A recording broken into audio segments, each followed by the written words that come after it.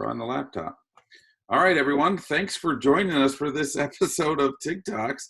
A little bit of laughter here because we are restarting after a computer crash, joined by Alex Hanifin, the Vice President of the Good Chris Company. So gotta love live episodes.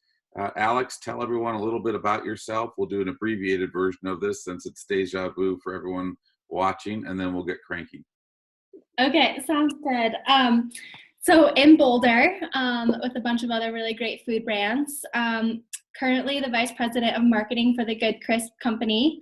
And previously I've been in the industry for about 10 years, working with Justin's and Rudy's and Boulder Brands, Hain Celestial, some really great other food brands, and yeah, just have a strong love for the industry. Awesome. Thanks for doing it again. Second time was even better. Really quickly, just again, a reminder to everybody, use the Q&A down at the bottom to ask questions. We want to get to as many of your questions as possible.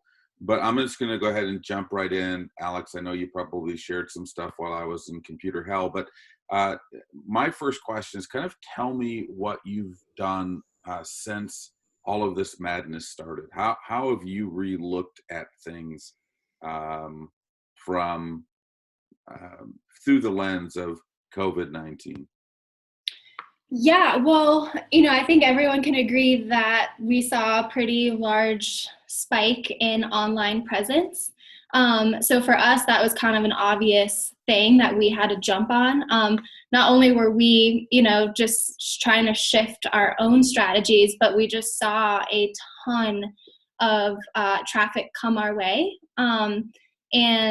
And so I think for us, that was kind of a big eye-opening experience to say, okay, we need to really make sure that this whole process is really seamless, it's really easy, it's really friendly.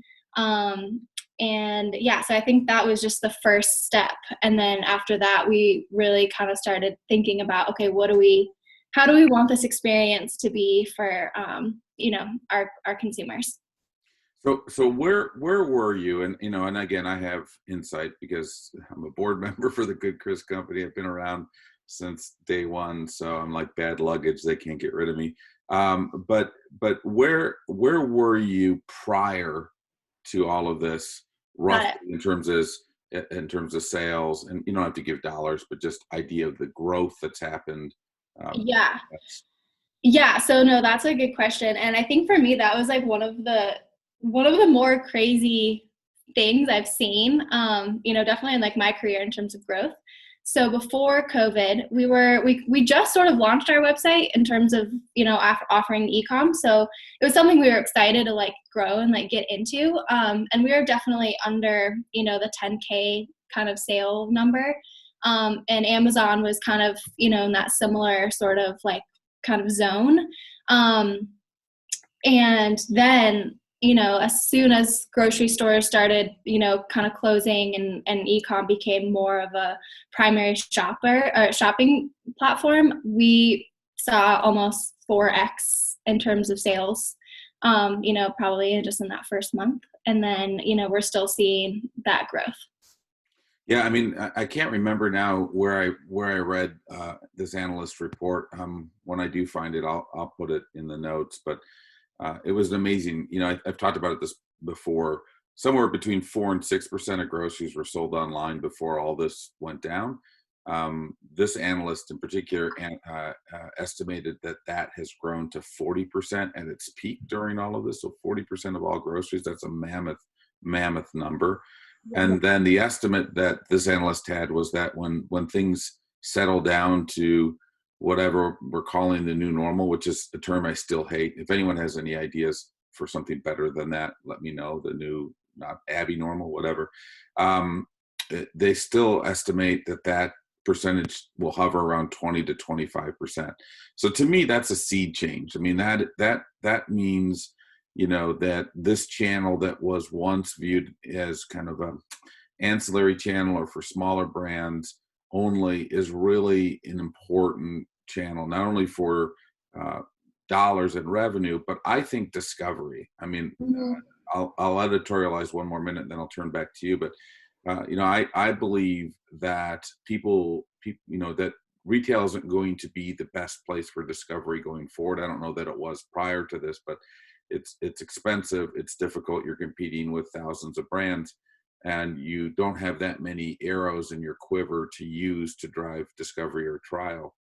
And now that's only going to be exacerbated because I think people, at least for the foreseeable future, are going to be more prescriptive in their shopping. They're going to go with a plan, and they're going to go and get in and out. Yeah. So that means, eComm and other places become important discovery platforms. So how are you guys thinking about eComm now, both today and looking forward for the Good Chris Company? Yeah, so kind of to build on that, one of my other favorite discoveries that I've had is the customer service piece. So we're a small company. We only have a couple folks, so we wear a lot of hats, and so I manage a lot of our, experience or customer service experience. And with the amount of orders that we're getting now, I talk to so many more people, and even if it comes in as like, my order was messed up, or, I didn't mean to do this, and it's kind of like comes in as a complaint, it's amazing how just having that interaction with somebody can like turn around and be this like really positive, like storytelling. And, I think at the end of the day, we're just like human to human. And it's just cool to say like, I'm sorry you had a bad experience. Let's talk about what else is going on. And I've actually had some really good conversations with just random people who bought stuff off of our website, and they've now become like loyal consumers just because I've had that chance to have like a one-on-one conversation with them, and kind of tell our story a little bit and talk about, the why our brand even started, and like who we are as a company, and like me personally as Alex. And so I think that that's also something that we forget we don't get to have at retail, is we don't get to talk to people. They may follow you on Instagram, and they may like, comment on a post or something, but, I'm having like one-on-one conversations with people who are buying our product. And and it's just like fun to just kind of get to know them from that level. I'm sure it's fun for them too. I think one of the things, owning the customer journey, or a portion of the customer journey, is so important for a brand, because you build those evangelical followers, but you also learn a ton. You learn about, what your brand is in their eyes. It's like a protracted focus group that's less formal and more casual. And I want to come back to that in a little bit. But one of the questions that came in was, what percentage, or how is your eComm business split between your own website, D2C, and Amazon? Yep. So website is probably about 25%, and then Amazon is about 75%. And what's the strategy there? Are you purposefully trying to drive more people to your website or Amazon, or are you being agnostic on platform and just meeting them where they are? It's a good question. So we've sort of gone back and forth with this, but I think for us, Amazon makes the most sense in terms of where we want to drive people. But that being said, there's sort of like a lot of factors that come into that. So, there's a whole ecosystem. So with Amazon, there's Prime. So there's, the free shipping component. It's easier. People are buying multiple things at one time. So for that experience, I think that's what makes the most sense for our brand. But there's also, the component where, with our website, we also capture all of that data. So we get to, kind of what I was just talking about. We get to own that consumer when they purchase off of our website. So I don't think that we want to forget about our website and those sales. But I think from a strategy perspective, driving people to Amazon is sort of what we've been thinking. Yeah, I mean, I'll just share my philosophy. Don't know if there's a right or wrong answer, and I think it really depends on your brand. But I believe two things. One is, just like we are for the most part in brick and mortar, we almost have to be somewhat platform agnostic, because we don't want to force consumers to make a choice into where they buy. it's going to be much easier to meet that consumer where they're already buying and be part of that journey. Many people will start on Amazon because they're more comfortable making first or second purchases there, but then they might go to your website to learn more and get engaged. And when they get to talk to you on the phone, never leave and just be there. Others like to go right, to that. And I think for any brand listening, knowing your consumer and their shopping behaviors and where they're likely to go is important. And also just recognizing, two things. One is the waterfall cost, what from the selling price down to what you net, which platform makes the most sense, but include in that what it costs to get people to actually convert on that platform. Because Amazon may look more expensive at the front end, but when you spend all the money for the, acquisition cost on your end, it may wash out. And then the second is really, trying to understand your consumer and meeting them where they are. And that's, a big part of it. We got a question here from Steve Clear, by the way, a great podcast. If you folks haven't listened to it, Next Level Podcast. I think Matt Perry was a guest of Steve's at one point. But he's just curious about any effects on supply chain that has challenged or just keeping up with everything. Yeah, that's definitely a struggle always. So I think for us, we sort of got lucky in the sense that we have a fulfillment center that was already set up before all of the COVID kind of happened. So that link in the supply chain was already there, at least for our website. And, obviously Amazon, they can fulfill as well. But, one thing that we're doing right now, in terms of innovation with supply chain, we launched 2 variety packs and a multi-pack. And so we launched that on our website first, because we do have a little bit more control over, quantities and how that, just works from a supply chain perspective. So I think that that's something to think about is, websites are really good to test stuff out. And if you are going to be short on supply, then I would be really careful about where you send it. Amazon will penalize you if you run out of inventory. So I think if you are having some supply chain issues, think about where you want to send it first. And if you want to test out some new products or you want to test out quantities, also think about that first before you, sort of commit to like an Amazon or a different .com, just so you really make sure that is going to be a really seamless experience. Yeah. And I think consumers as a whole right now are a little bit more accepting and patient of out of stock. And that's a reality that people are facing, but I think that's good advice. Let me ask kind of a question, just because we like to make this something that people can walk away and actually do shit with, right? And so there's a lot of webinars out there, and they're all awesome, but to me, it's really important that we keep these focused on things that are actionable and things people can take back to their companies and do, especially right now where every action is just it's that much more important, right? That you take smart moves and so forth. And every one of us is learning and feeling our way through this. But if you were going to suggest to, the people listening on this to this right now, some easy hacks or things that they should consider or do or be, questioning or looking at, what would those be? Yeah. So the first thing that I would suggest is looking at your data. That is like the beautiful thing about eComm is you can get live data and really let that help drive your decisions. So, I think one of the things that I always suggest too is it's okay to eliminate SKUs as much as that's scary. I think that you should look at like, what are people buying? What are like the most frequently bought items? And have that be your focus. And, especially when it comes to like ad spend, or if you are spending money to promote products, make sure right now you're promoting like the ones that make the most sense. So I would, definitely look at your data, top selling items. And then I would also look at, what's the difference between like a return customer and your new customer acquisition.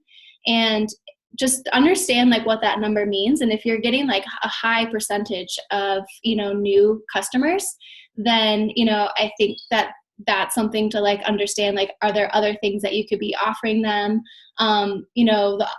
Yeah. And I think the other thing to be really careful of too is, when you're looking at like how much you're discounting, and like, promos and stuff, it's definitely not a race to the bottom. I think that there's a lot of brands that are heavily promoting right now, just to kind of compete. But I think that that's also a watch out to just, at the end of the day, like, this is an investment, and like, you want to see your business grow with the eComm, and making sure that you're actually making money off of this. So I think being a little bit more cautious about like how much you're discounting products and how much promos you're putting on, and what percentage, again, like looking at your data of how many people are buying off of promo or when you're offering a discount, and how many then are buying when it's like, just normal cost.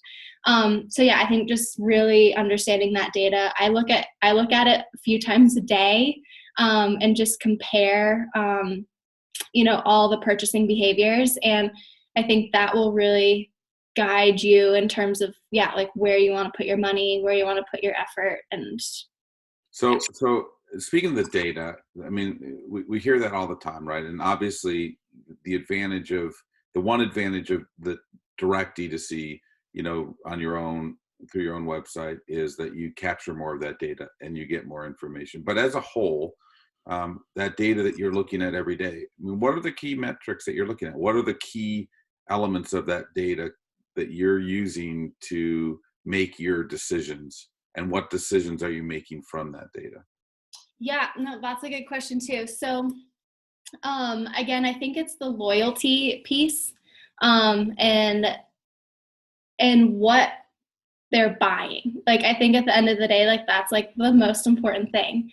And so like, we recently launched a variety pack, because we launched a couple of new products. And, when you have eComm, you generally are selling in larger quantities. You don't really have single units like you would at retail. So for a new consumer, or even a returning consumer, to buy a new product, at a case is, a little bit of a riskier purchase. And you may not really see that. So creating a variety pack for us is kind of that way of breaking it up and offering something new, and getting that trial. So that for us, I'm looking at that data like right now and seeing, are our new products, going to start to pick up now that we've had this variety pack out and people have used it as a trial? And, what is that cannibalizing? Is it cannibalizing anything? So yeah, I think that it's just mostly like that purchasing, what are they buying? And you mentioned loyalty. What are you measuring there?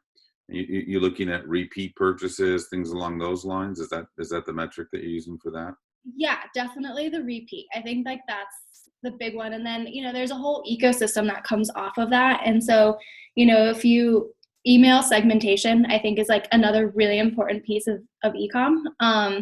So, if you are getting that loyalty consumer who's buying, once a month or twice a month, and,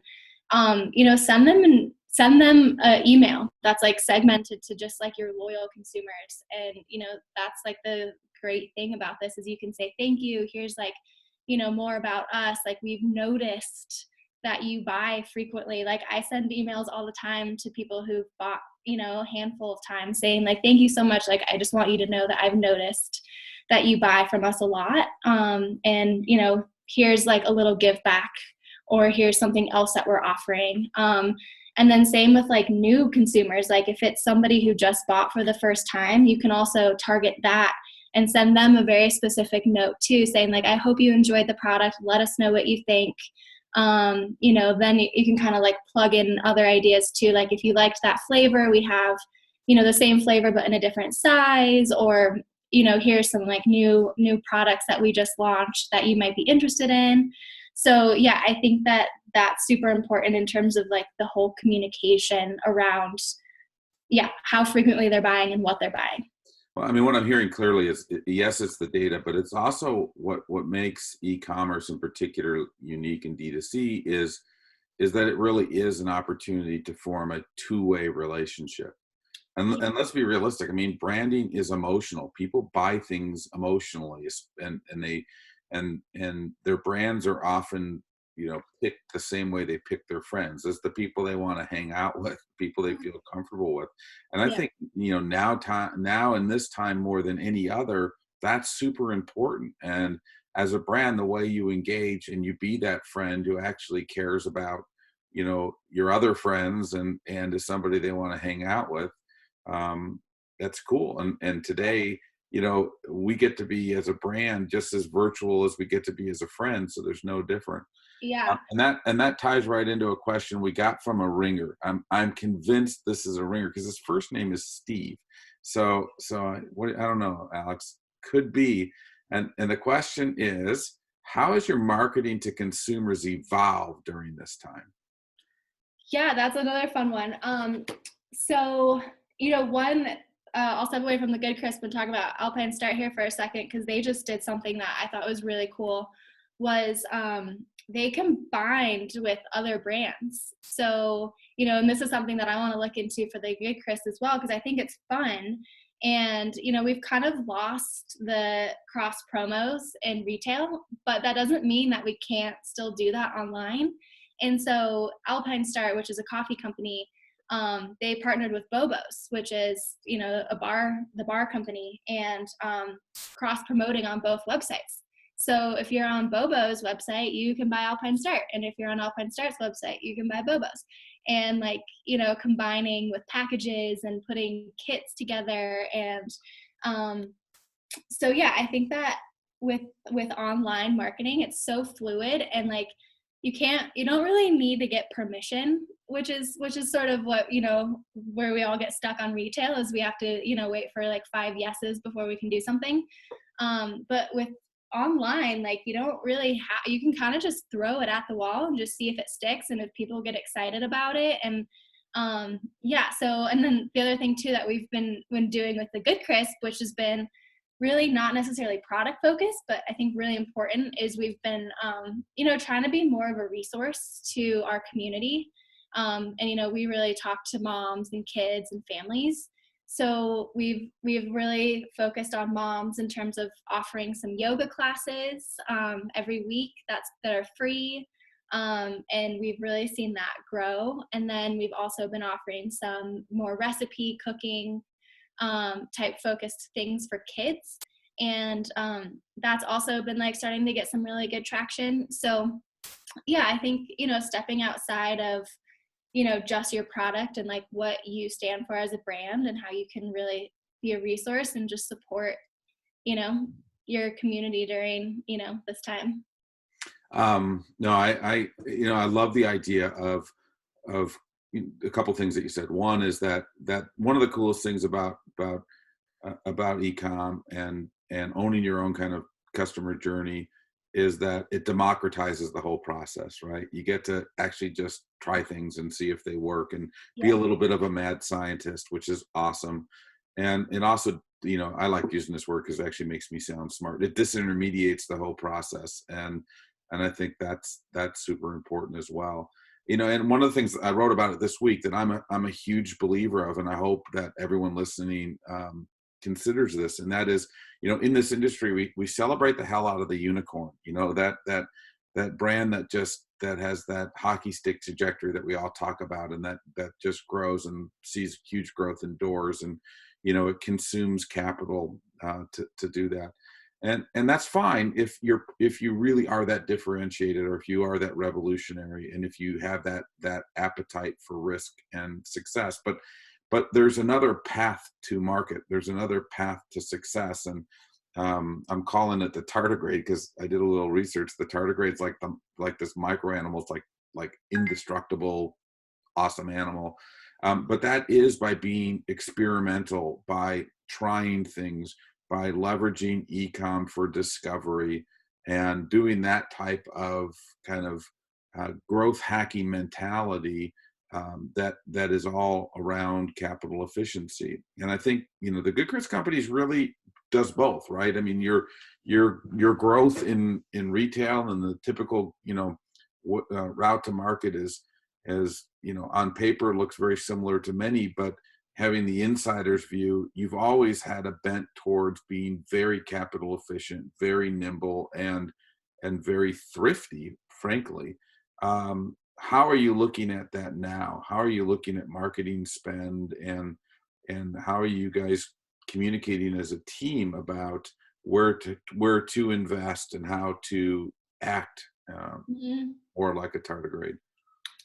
Yeah, well, I think like most brands, we've sort of had to pull budgets from, other areas that are just kind of mute right now. And, so that was kind of the first thing was, what should we be spending on? What should we not be spending on? And, kind of going back to Amazon for us, that just feels like a really good spot to just go.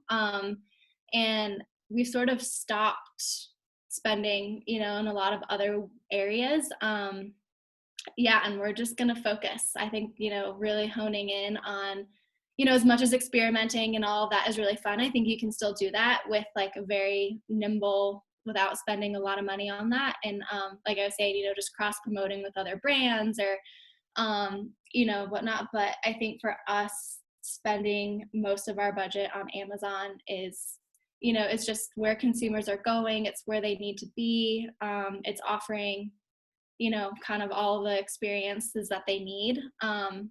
I think it's important to not forget about social. Instagram specifically is also just another really important place to, it's where you offer, you're kind of not necessarily product stuff, but like brand experiences, like the yoga classes or the cooking classes or whatnot. And so we're not necessarily forgetting about social, but I think right now we're kind of just trying to focus, which I would suggest is really important right now, especially with like how unknown the next couple months are going to be.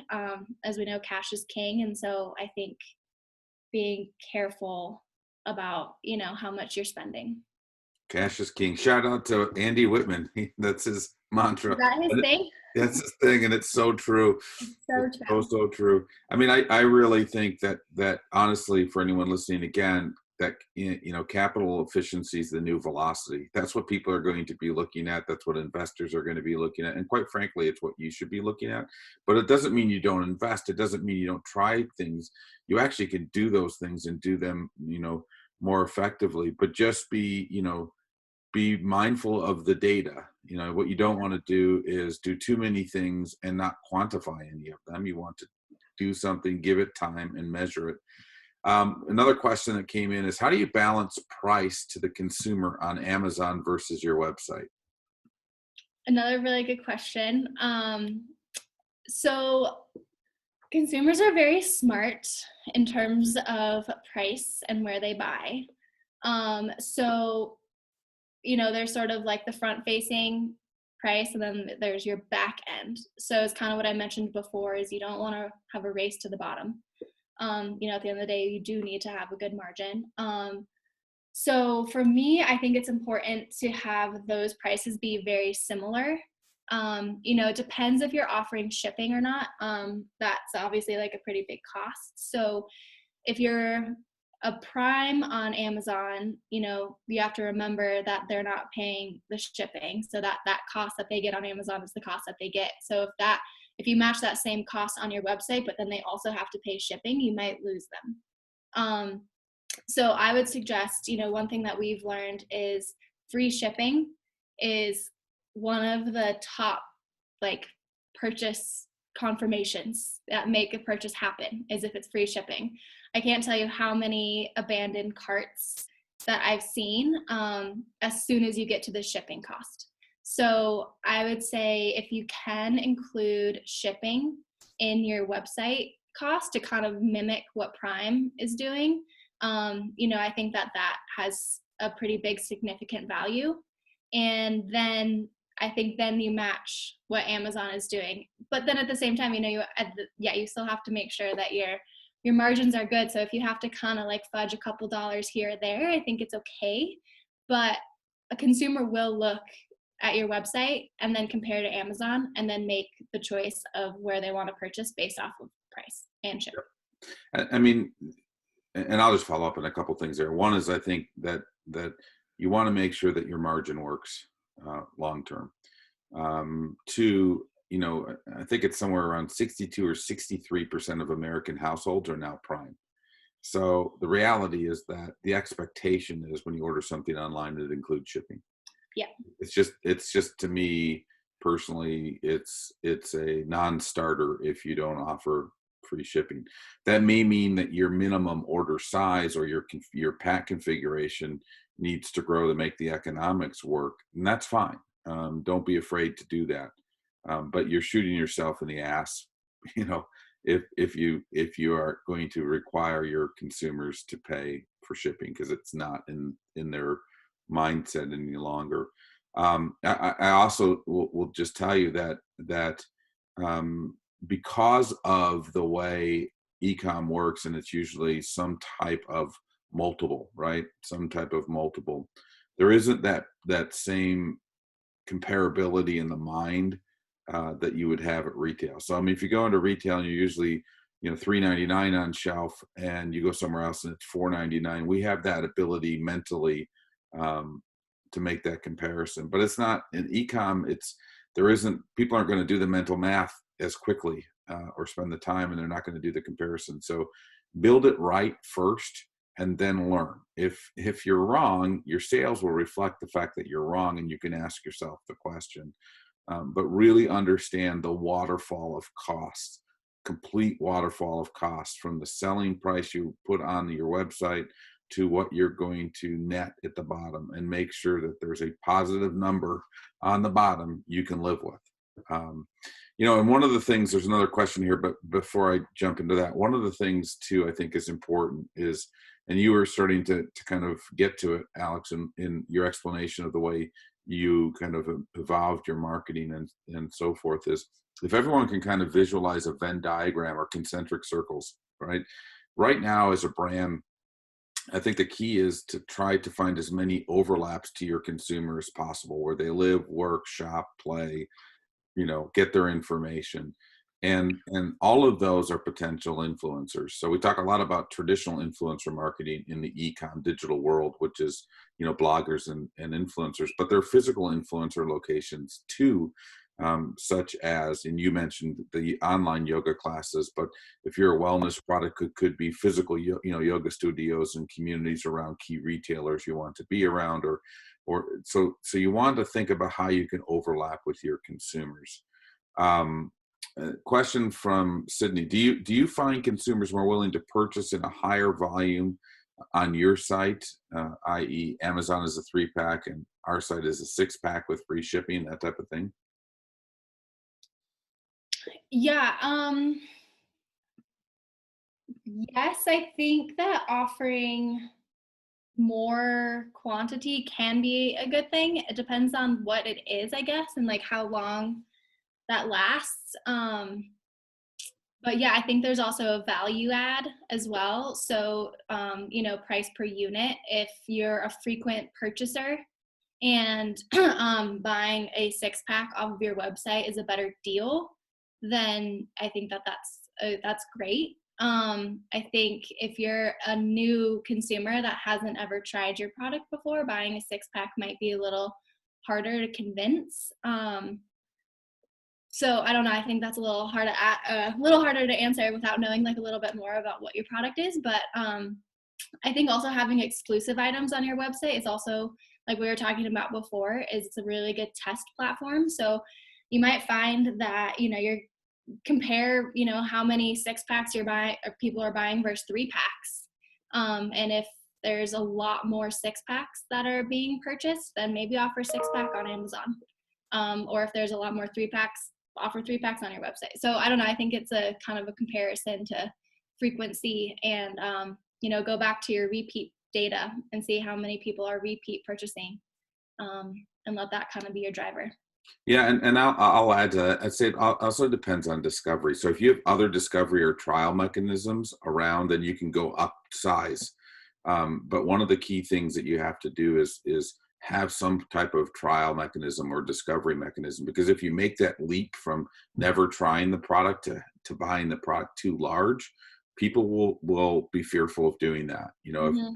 if it's too expensive of a commitment for something they're not sure is going to be something they love or enjoy, they'll not do it. So really good to think about that that discovery mechanism. And again, one of the things that I will encourage, and Alex, I don't know if you guys are doing this, so be curious to hear your feedback on this. One of the things that I would encourage too, as you build out your D2C, is make sure you have a B2B capability as well. Because again, within e-commerce, so even for brands that still have kind of that bimodal mindset or even omni-channel mindset, where they're going to, you know, use e-commerce and then retail, and maybe they're in food service, there are opportunities to be really focused and effective by having a path that influencer locations can get your product easily, that would never go through distribution. And again, if you're a health and wellness product, that may be, you know, a yoga studio that has an, you know, influential audience that goes into the stores in a particular area that you're trying to grow around a retailer. It could be it could be naturopathic physicians. It also could just be, you know, other types of outlets, and having that ability to transact and also some social engagement around that is a great opportunity. Are you doing anything along those lines yet, Alex? B2B? Just You kind know, of. not, it kind of sparked another idea. It's not necessarily the B2B that you're referring to. Um, but I was gonna say that there are other .coms, like Walmart.com, for instance. You don't have to be in Walmart in order to sell on Walmart.com. So, you know, that's again just like a discovery piece. So, you know, we don't necessarily control the consumer when we sell on Walmart.com, but you know what, we are, you know, potentially getting volume there and discovery. So I was gonna say, like, that is just one other idea too, is if you know, did want to find other outlets besides Amazon and your website, there are a lot of other, you know, .coms or Fresh Direct or like, you know, other kind of third parties like that that will resell your product, you know, that I think are also really good to get that discovery and some volume. I think it's great. Great. Okay, back to some more questions here. This one from Alan Cohen, and that is, how important are social media influencers, in your opinion, to drive sales? Is it something worth investing in? Yes. The answer is yes.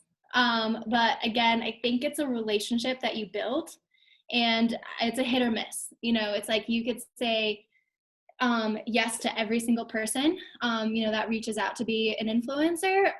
But I think you need to trust them a little bit, because we have seen such an explosion of influencers that it's hard to know, you know, what the return is going to be, or what your, you know, what the expectations are, when it's just, you don't know who they are yet.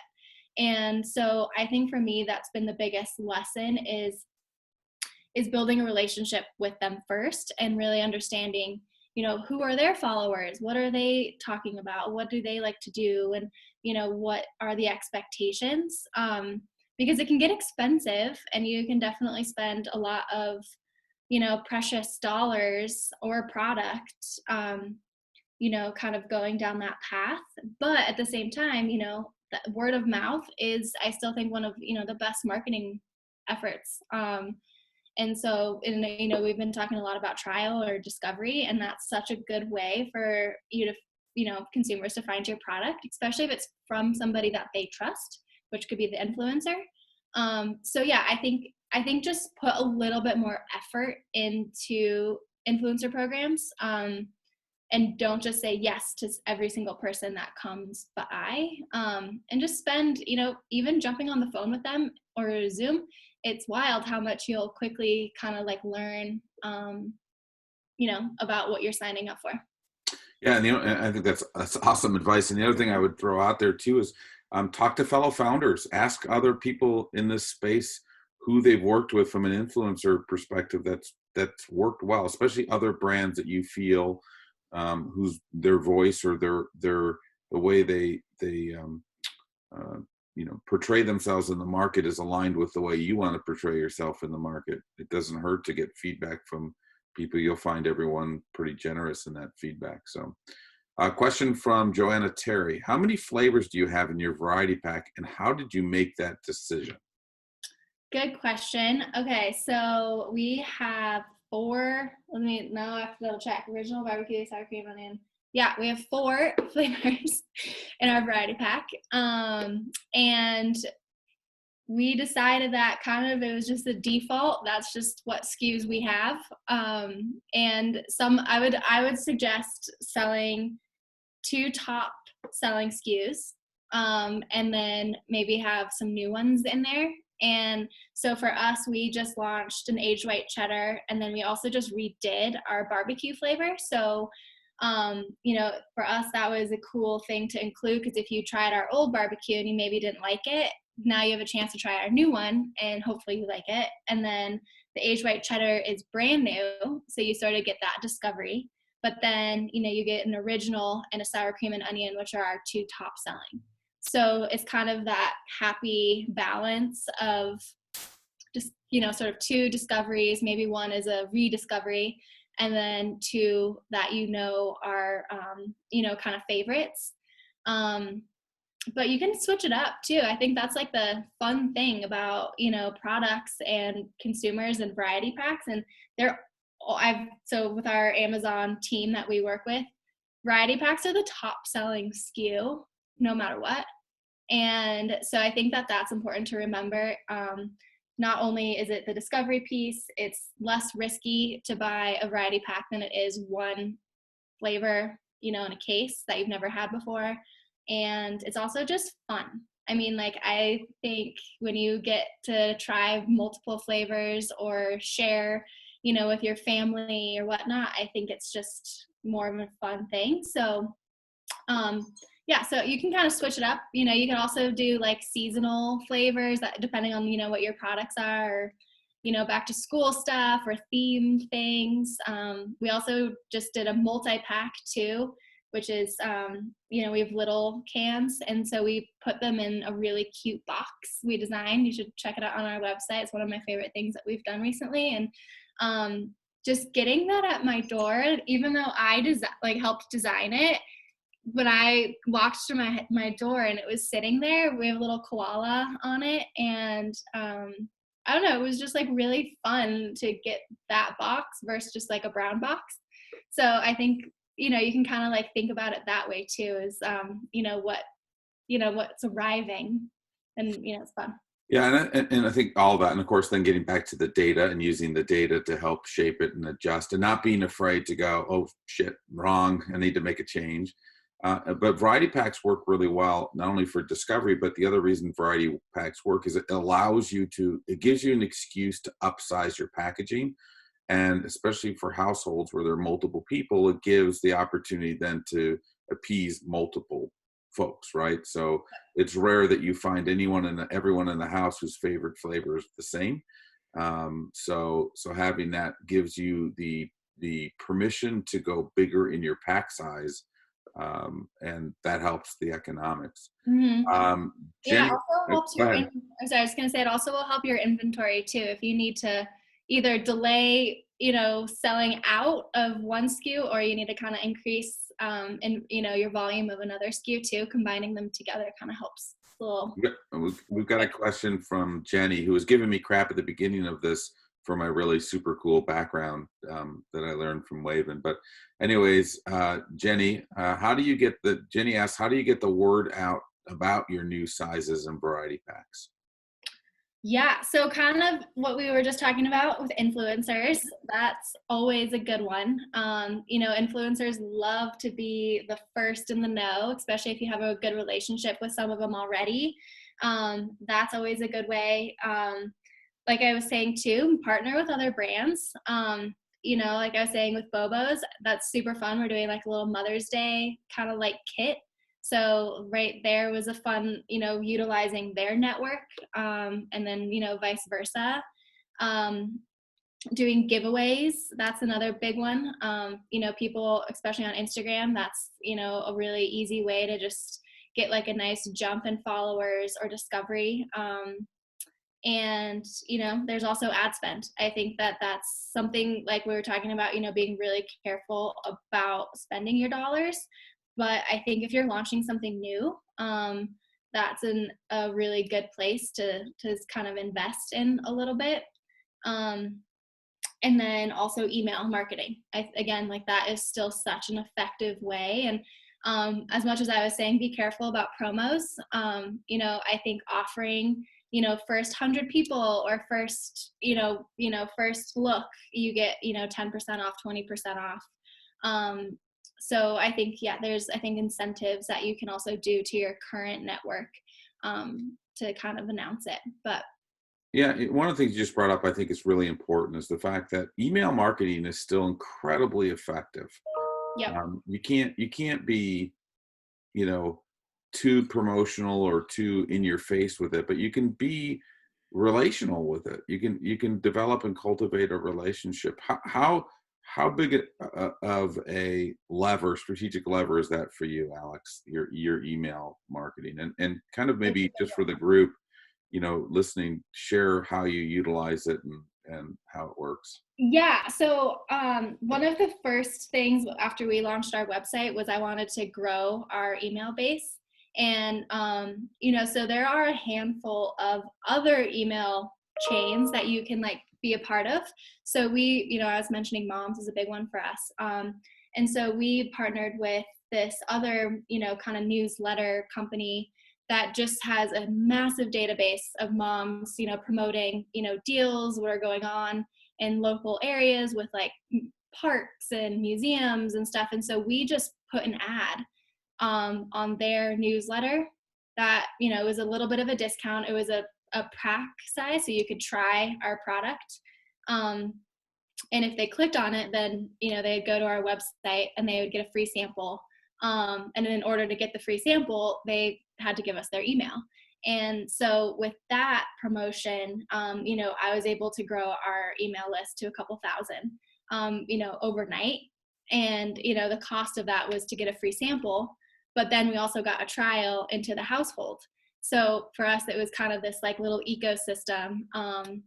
And so sorry, long story short, we built our email base. And so with our email base now, when I send emails out, I see such a huge spike in our sales, like every single time, whether it's promoting the product or announcing that we have a free yoga class. I always see people go right back to our website and make some sort of purchase. Yeah, so I think that's a huge takeaway for everybody, that one initiative you can be doing right now and should be doing right now is working to build your email list. It's a really effective tool, and again, you have to be able to email with the voice of your brand, and you have to engage your consumers the way they would expect to be engaged from their friend, the brand. But it's very, very powerful, and it is a form of permission marketing. So I would encourage anyone listening here to take some time to build that. So we have a few minutes left. If anyone has any last questions, shoot them in, but I'm going to ask a few of my own.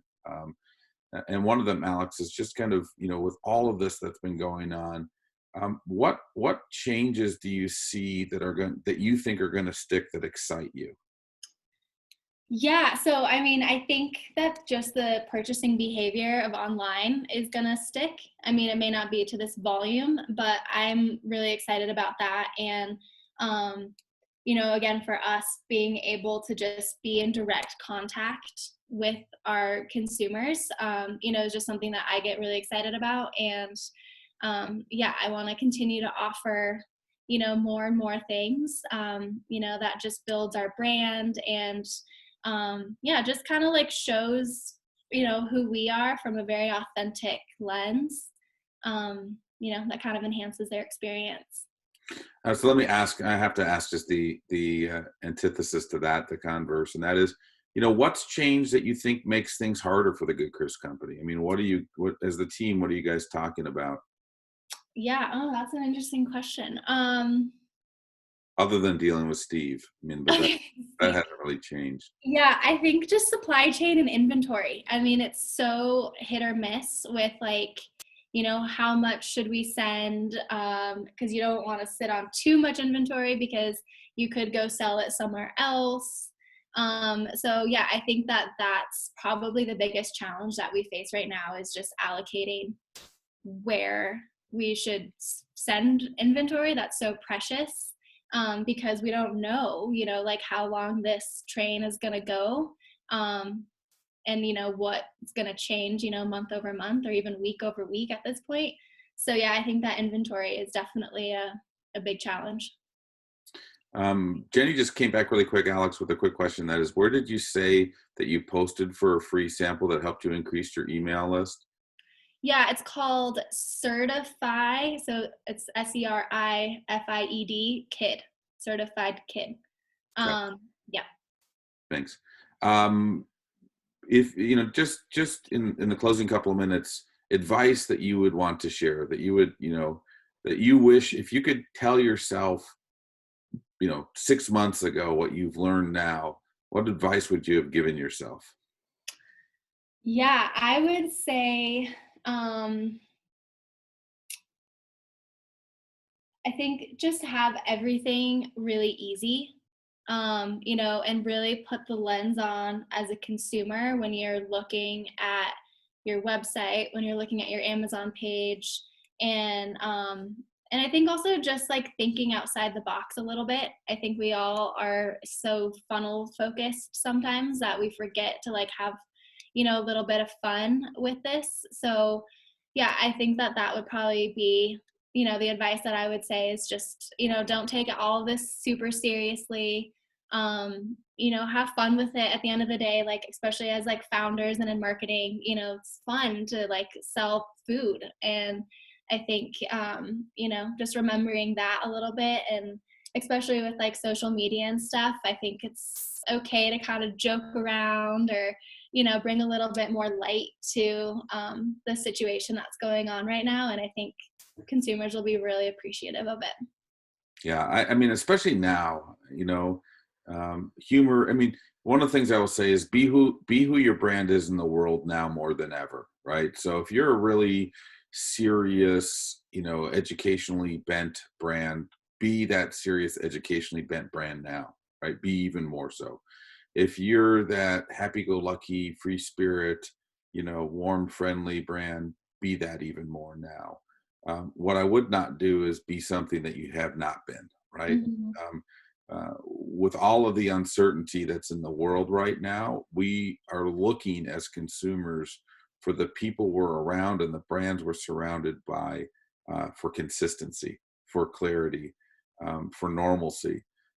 It doesn't all have to be, in my opinion, about coronavirus. It just needs to be about life and Mhm. all experiencing and this shared universal experience in a way that is, on message with your brand. If you've never been a soft squishy brand, don't start sending out, little heart pictures. I mean, it's just going to ring as complete bullshit. But so be consistent. All right, last minute. Alex, if anyone wants to reach you, how do they do it? Yeah, I can put my email in the comments. I'll do that here in a second. And yeah, I think that's probably the best way, or LinkedIn. Yeah, I check that a lot. And yeah, we are always posting some, fun ideas and whatever's going on, with our brand too. So it's a fun way to follow. Yeah, and make sure you check out, the website for the Goodcrest Company, because I think and their social pages, because I think it's good learnings, and also, who knows, it could be a opportunity to collaborate as you go forward. We And do just love a to collaborate. yeah, That's for sure. and just a last thing here from us, and that is we're offering a program right now on how to build that tardigrade brand I mentioned. So we're going to take brands through an 8-week online program, really aimed at helping brands build, in a way that's nimble, capital efficient, resilient, but still positions them to scale. So if you're interested in learning more, you can go to our website, www.tigbrands.com, or come to me directly, Elliot at tigbrands.com, and I'm happy to share more. Alex, awesome. You're the best. Thanks. Thanks for the do-over at the beginning. Thanks everyone for joining today. Again, we'll have this available through New Hope in the coming weeks, as well as available on YouTube. And then we're launching our podcast probably in about 2 weeks. And this will be an episode on that as well. And the podcast will be titled TIG Talk. So that's it. Awesome. Thanks, everyone. Bye. Bye-bye.